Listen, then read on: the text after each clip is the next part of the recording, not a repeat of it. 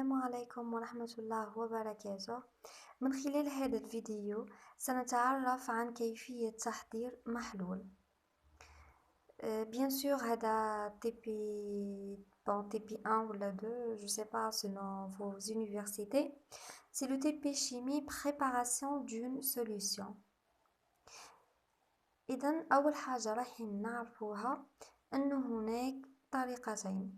Il y a deux méthodes pour préparer une solution. La première méthode يا إما عن طريق la dissolution يعني à partir d'un solide يعني يكون عندنا un solide راح نذوبوه. La deuxième méthode c'est à partir d'une solution يعني راح نديرو la dilution راح نديرو تمديد يعني تكون عندنا une solution mère من هذيك la solution mère on va préparer une autre solution phi بحيث تكون عندها تركيز وعندها فوليوم معلومين. روحوا نشوفوا la partie الأولى préparation d'une solution du NaOH 0,1 m.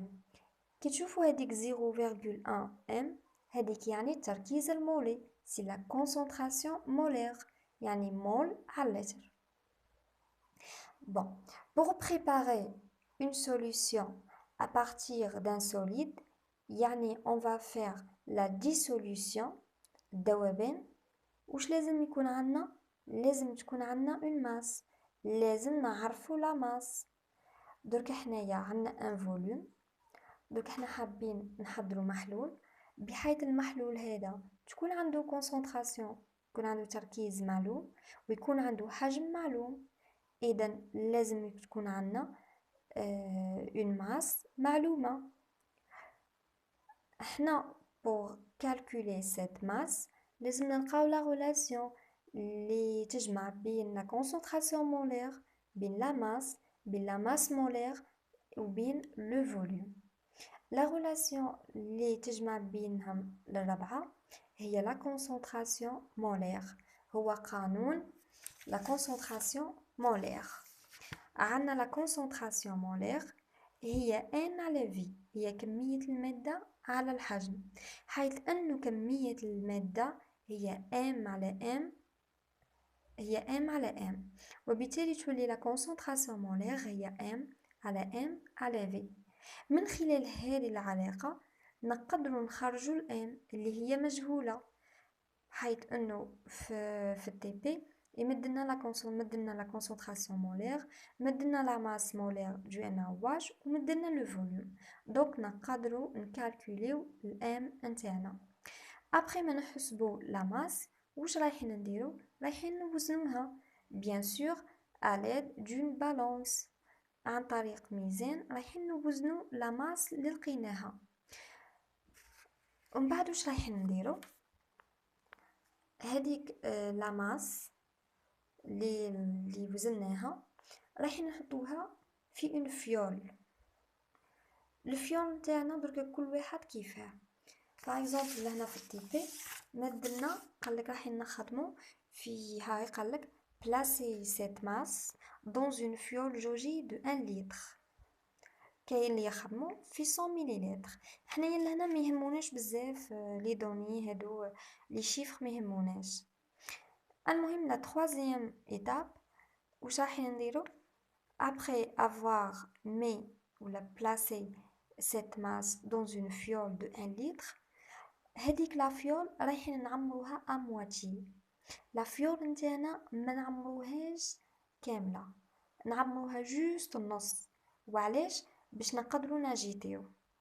دركا حطينا لا ماس من بعد واش نديرو راح نحطوا لو ديستيلي نغلقوا لا فيول نتاعنا اي اون اجيت نبقاو نرجو حتى تذوب لا كونتيتي نتاعنا كامله.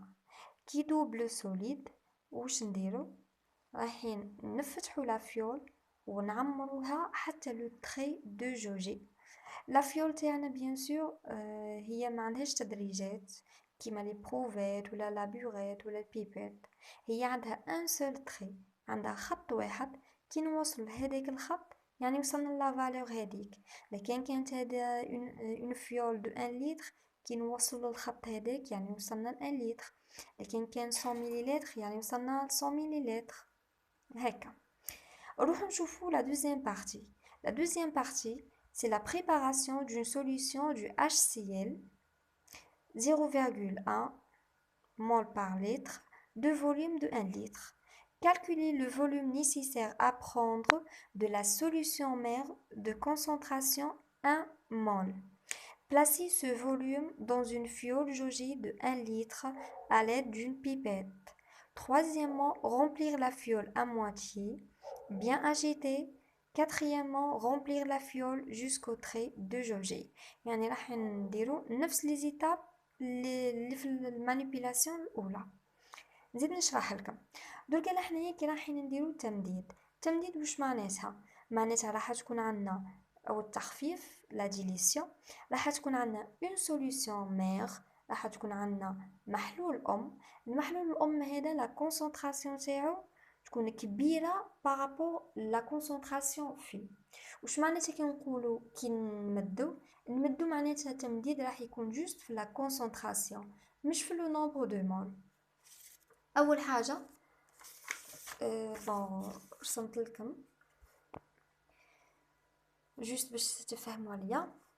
اذا عندنا هذه لا سوليوشن مير. لا سوليوشن مير على سبيل المثال بون هادو لي فالور مش كيما في التي بي، جوست باش تفهموا.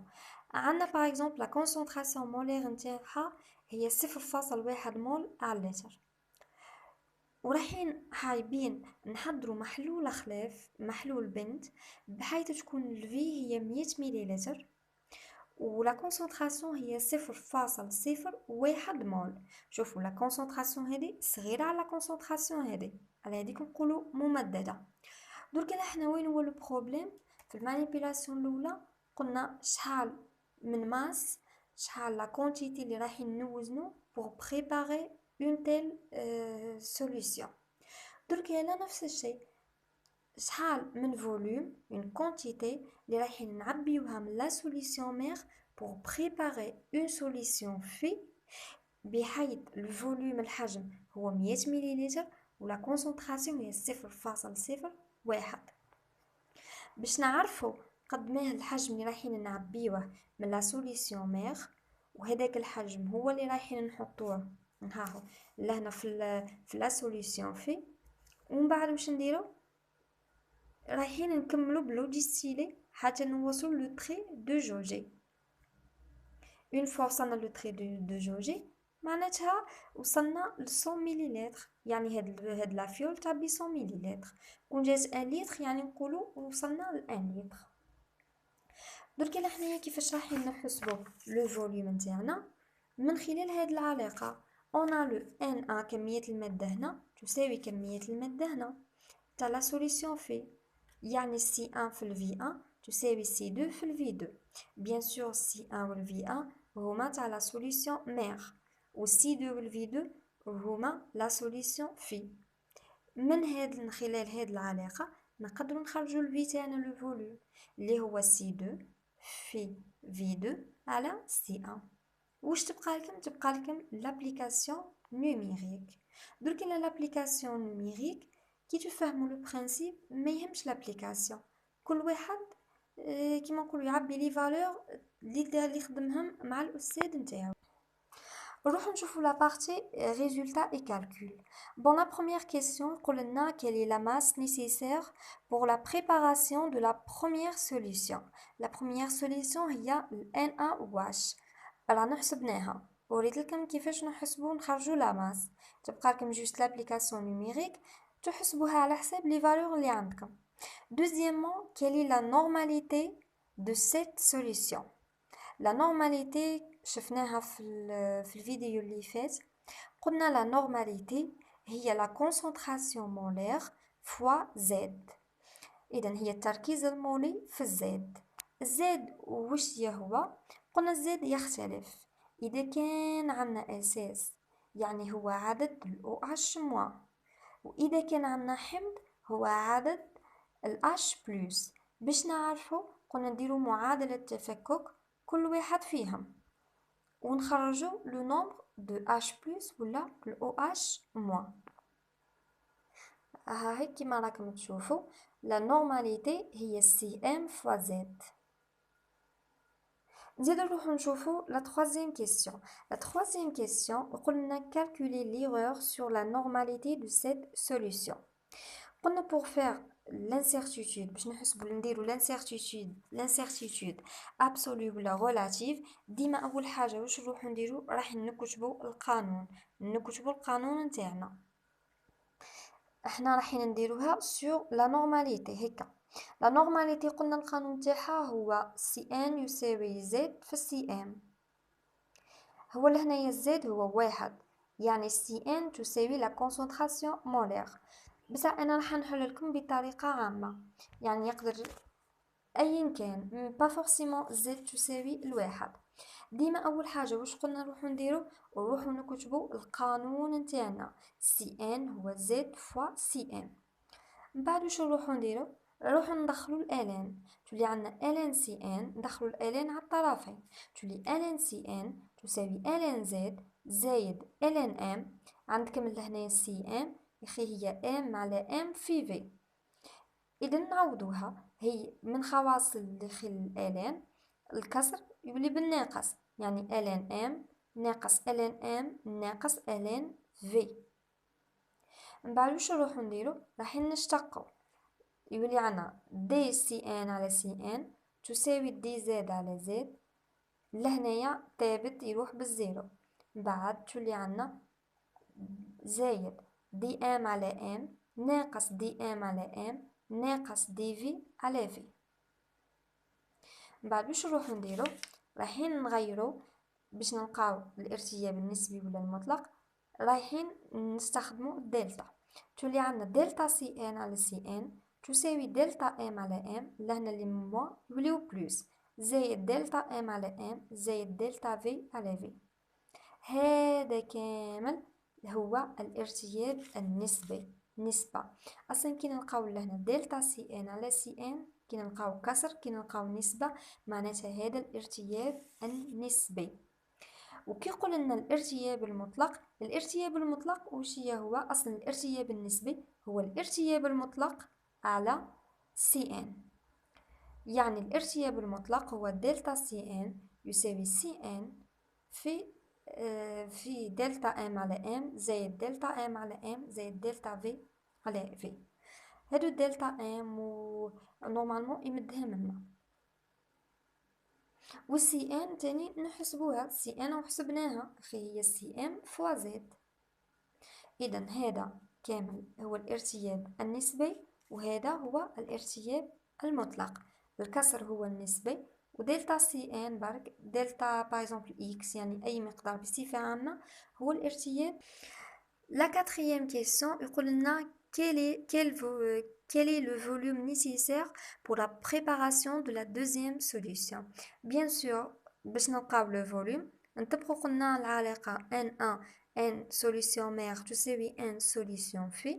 من خلال هذه العلاقه نقدروا نجبدوا ال V1 تاعنا، يعني هو le volume nécessaire باش نحضروا المحلول الثاني. Cinquièmement, quelle est la normalité de cette solution اللي هي la solution HCl. قلنا la normalité هي CM في Z، لهنا عنا أسيد معناتها راح نشوفوا le nombre du H+. نتمنى اني نكون فدت